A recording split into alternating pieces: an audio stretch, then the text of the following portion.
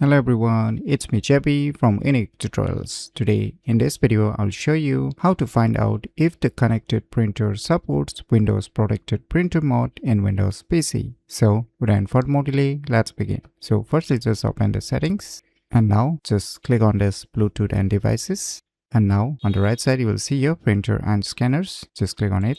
Now you will see all the connected printers. So in my case, you can see here I have one connected printer with a respective name, as you can see. So here I won't see this kind of symbol, as you can see here. So if you see this kind of symbol, that means this particular printer supports Windows Protected Printer mode, and the one on the above does not support the Windows Protected Printer mode. So if you want to set up, then you can click on this setup option under this Windows Protected Printer mode, and you can proceed with the Windows Protected Printer mode from your devices. So by using these cool tricks, you can easily find out if the connected printer supports Windows Protected Printer mode in Windows PC very easily. So if you never known about these cool tricks, then you should definitely give it a try. So if you find this video tutorial useful, please click on the thumbs like button, and if you're new to our channel, click on the subscribe button. And lastly, thanks for watching.